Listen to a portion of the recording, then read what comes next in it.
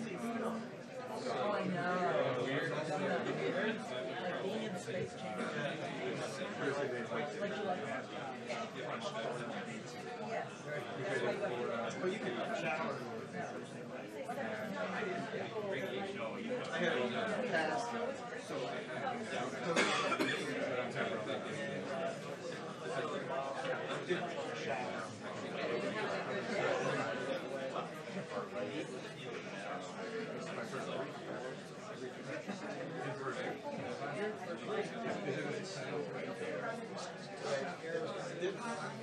I mean, I keep my work bag with my trash bag.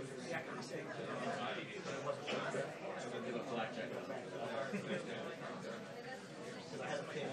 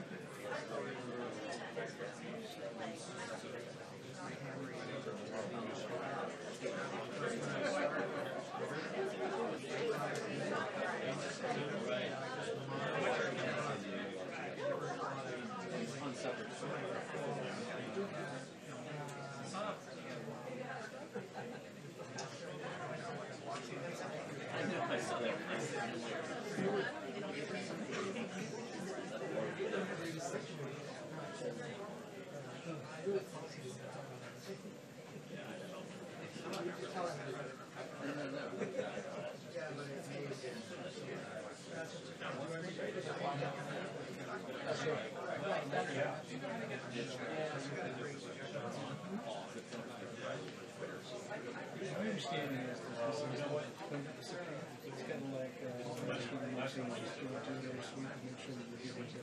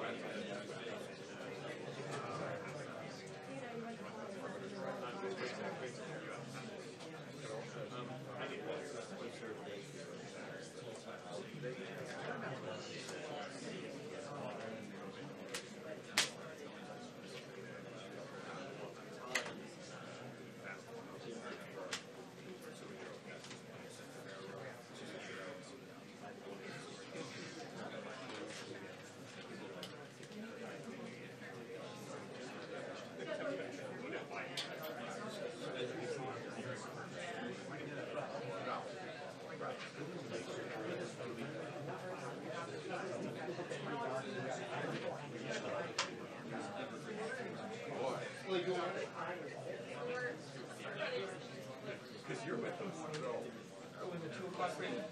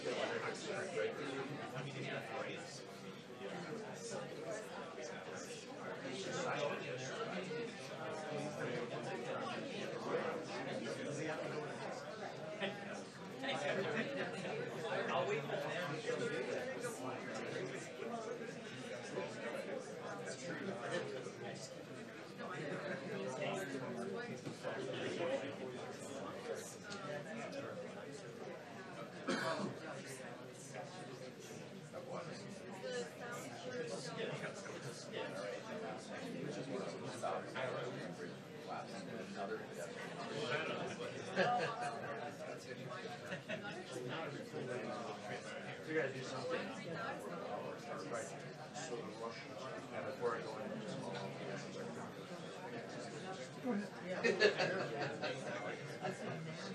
I just want to know if I have to prepare the 3 o'clock yet before the briefing.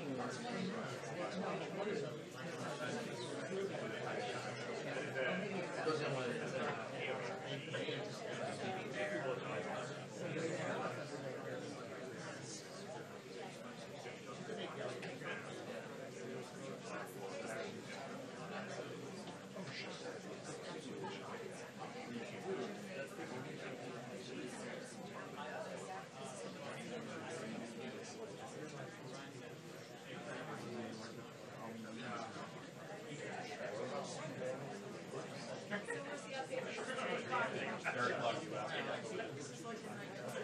wait another 6 minutes before I go into some more.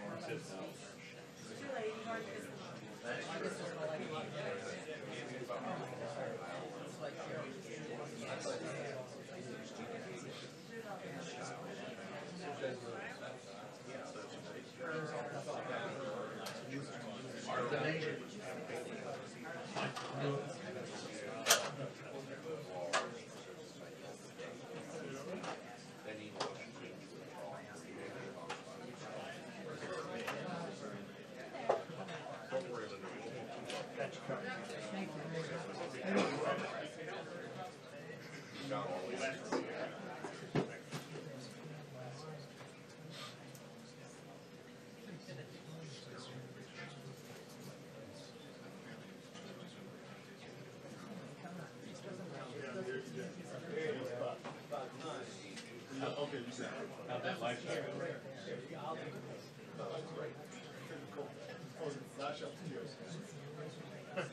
Almost 3 o'clock.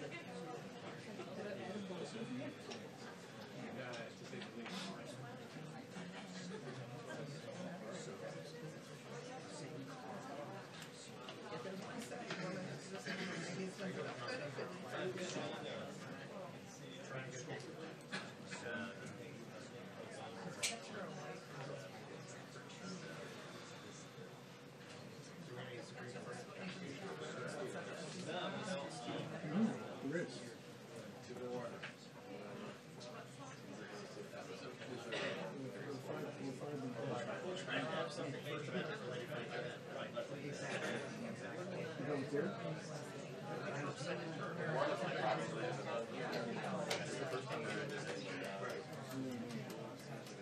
no bullshit. That's like that's right.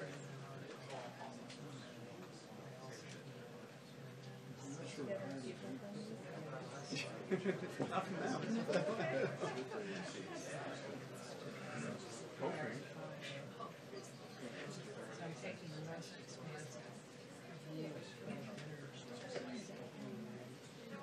It's so simple just to regulate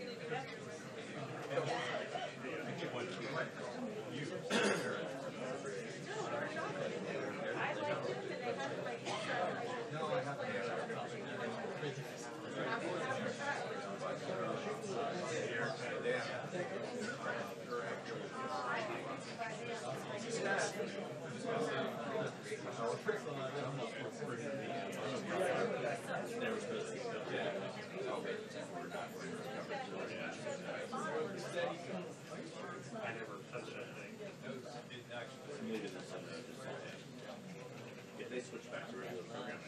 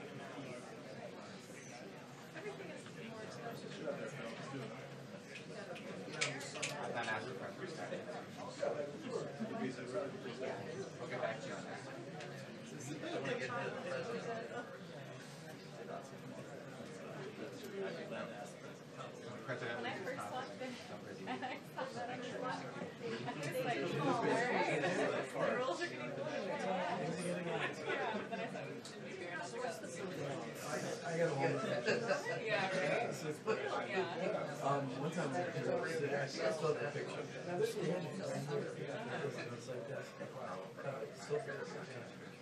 Oh, really?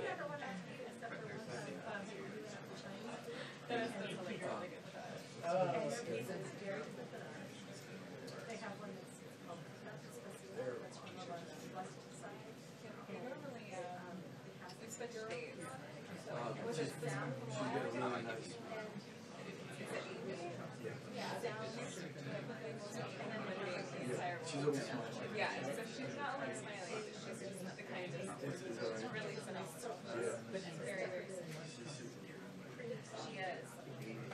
I'll find it. Hopefully I'll find it. So Amy's the photo too. Yeah, this is the best. I showed you through the briefing. Probably. Right. Is that okay? Yeah. Oh, Good afternoon. Apologies for the delay. We're monitoring the situation in Florida. The President is aware of the pedestrian bridge collapse at Florida International University. Our brave first responders are working feverishly to save lives. We will continue to monitor the situation closely and offer whatever support is needed to the local officials and community. The President is pleased to host the Prime Minister of Ireland here at the White House today. As the President noted in the pool spray earlier, the two leaders have already had some great discussions around the issues of trade and security. The various events taking place today, both at the White House and the Capitol, are intended to celebrate America's commitment to peace and security in Ireland. And we are pleased to report that the relationship between our two countries is stronger than ever. Looking ahead to next month, I'd like to announce that the University of Alabama Crimson Tide football team will be our guest here at the White House on April 10th. That was a little painful to read, but at least they are an SEC team, so I'm going to let that slide. As you all know, the President attended the national championship game in January, and he's looking forward to hosting Coach Saban and the team as they celebrate their record 17th national championship. You can tell we've got some Alabama staffers, Alabama fans as staffers in the comm shop. It's been a while since we read a letter here in the briefing, and today I have a great one from 10-year-old Paris Stupar. She's a self-proclaimed Army brat who's doing some wonderful service work in her community. My name is Paris, and my sister's name is London, she writes. My sister and I have been stationed all over the world. It has really been a great adventure. We're currently stationed at Fort Campbell, Kentucky. We are so patriotic in everything we do. We're on Instagram at Army Royals if you'd like to check us out. Over this summer, I used my allowance and raised enough money to get 43 backpacks full of school supplies for military children in need. We were wondering if you could help us out. We so badly want to attend the White House Easter egg roll on Monday, April 2nd. She goes on to write that the President is doing a great job and says that if he would invite them to the Easter egg roll, she would, quote, do my happy dance all over the house. Well, Paris, you can get your dancing shoes out. The President and First Lady would love for you, your sister, and your parents to be their guests at this year's Easter egg roll. This event is a timeless tradition that dates back to 1878 under the administration of President Rutherford B. Hayes. This year marks the 140th annual Easter egg roll, and with you guys in attendance, we know it will be an extra special one. To make it even more special, I'd also like to extend an invitation to the children of the entire White House Press Corps to attend as our guest as well. If you're interested in having your kids join us for the event, please contact the press office to work out those details. And on that happy note, I will take your questions. Jonathan. Sarah, the President said last July that it would be a red line if the President, the President said last July it would be a red line if the special counsel were to investigate the Trump family's personal financial dealings. It's now been reported that the special counsel has subpoenaed the Trump organization for its dealings with Russia. Is this a red line? Is the President upset about this? As we've maintained all along, and as the President has said numerous times, there was no collusion between the campaign and Russia.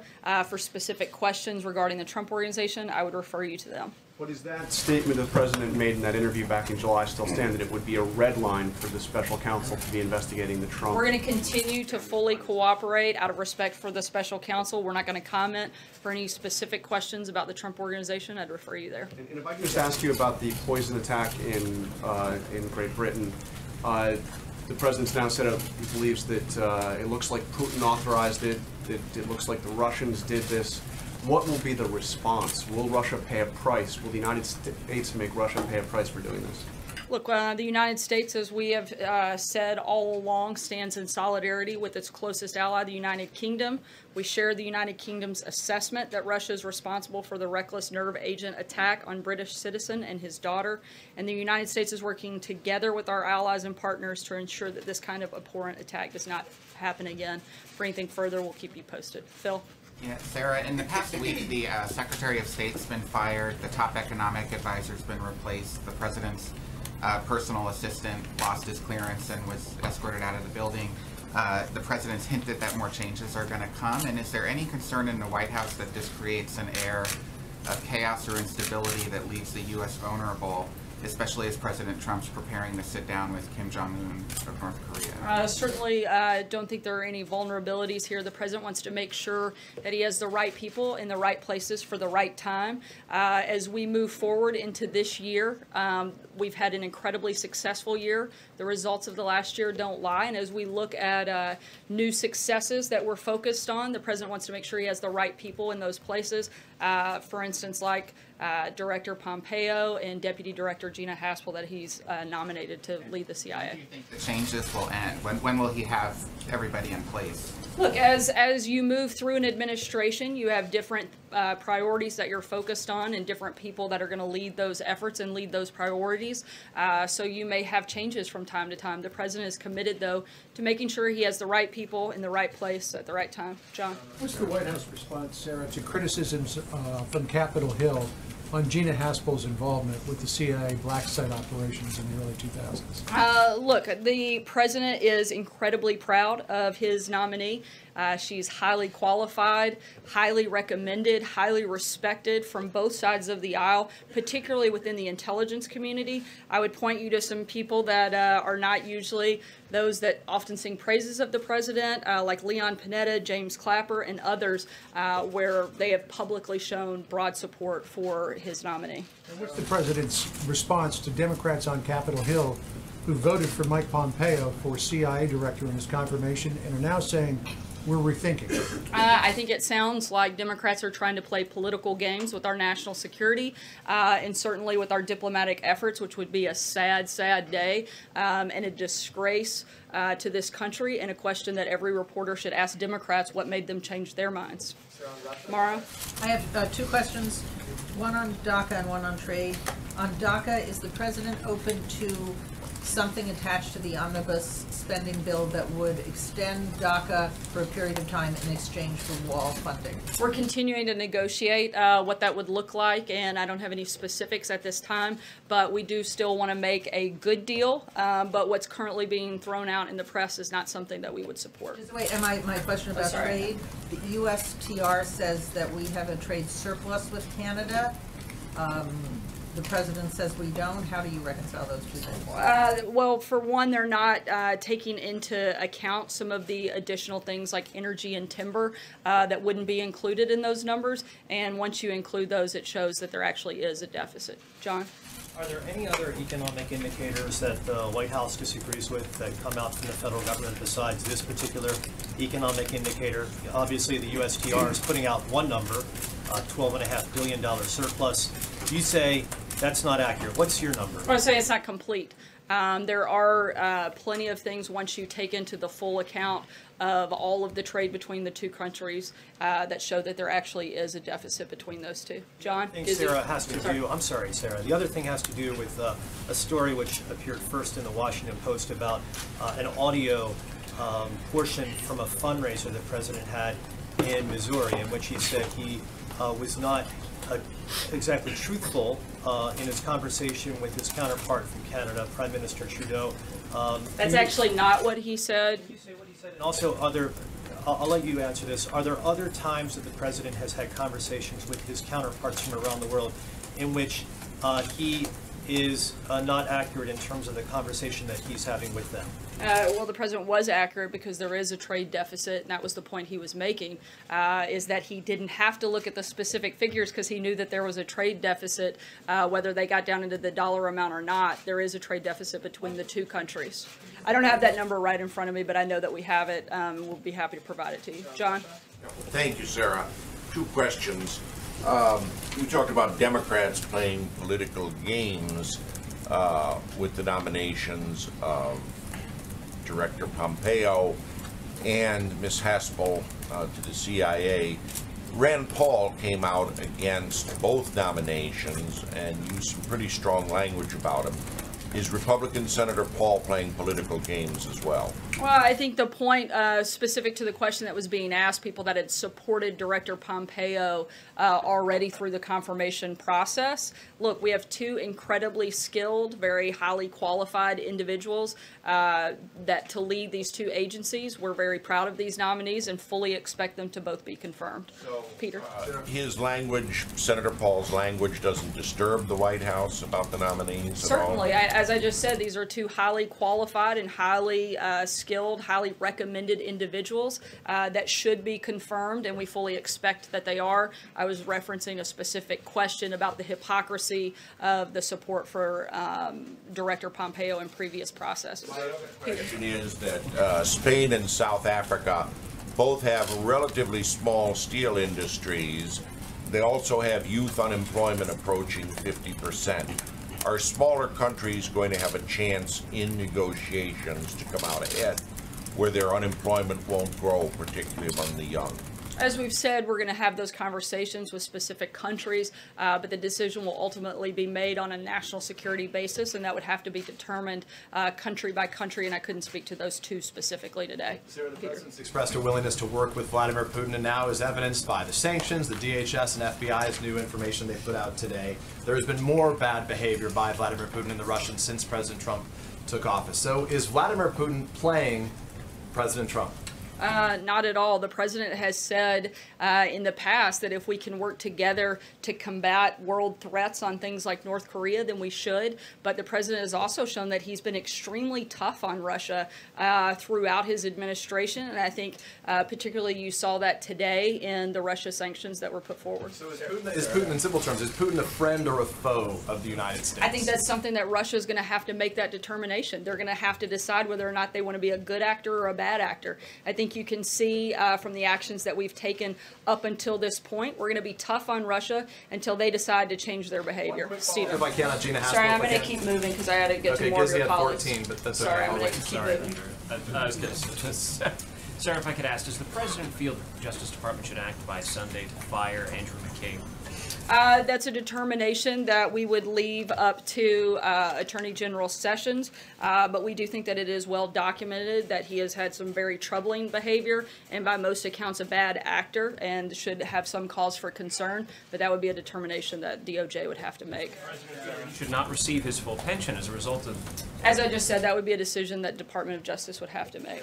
Jeff?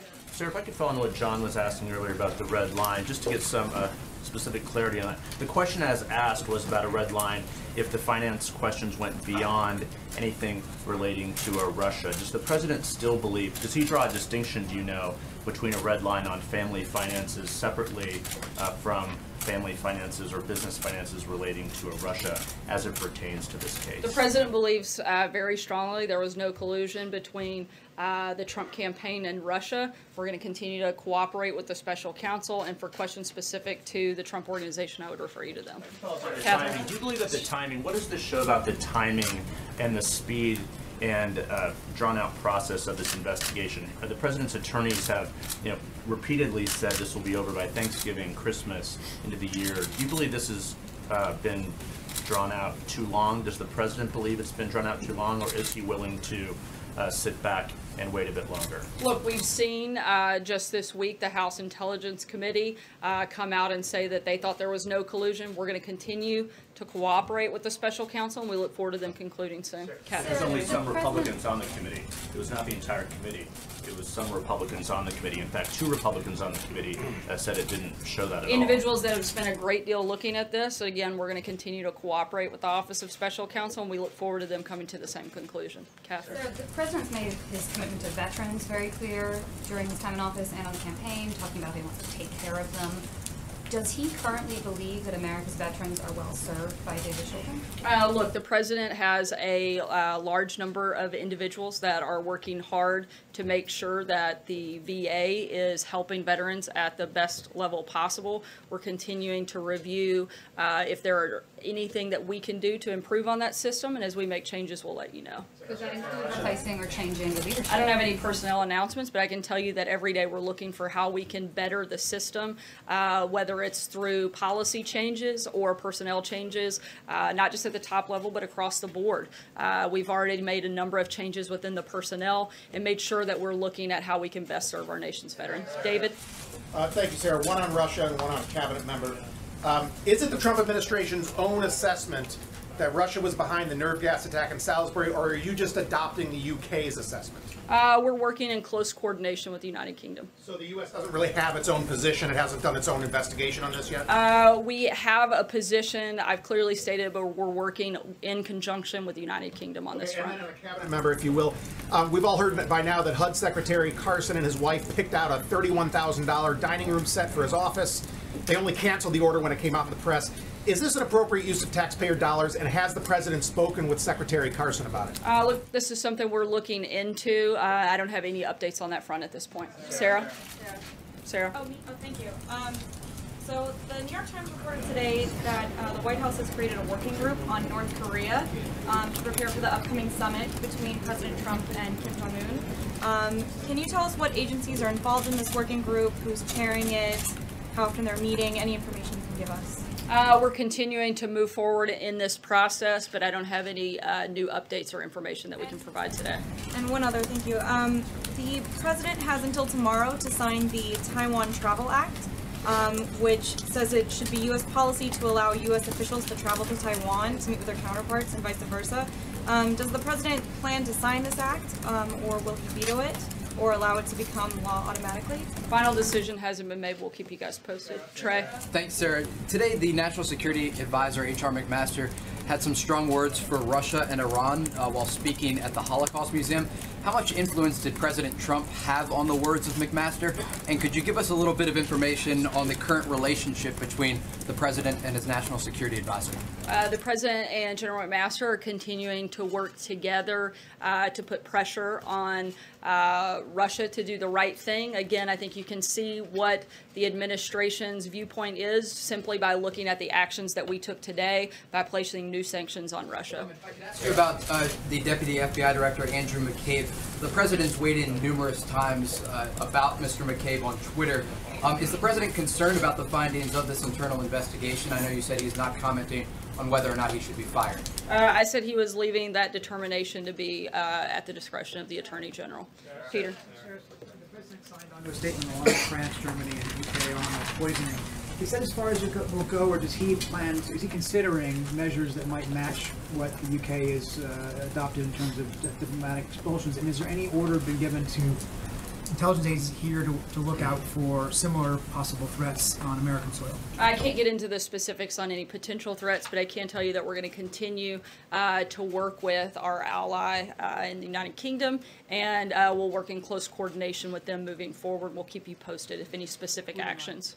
But the actions are under consideration. I'm not going to get ahead of anything that we may or may not do, but I can tell you that we're going to continue to stay in close coordination with our ally. Thank you.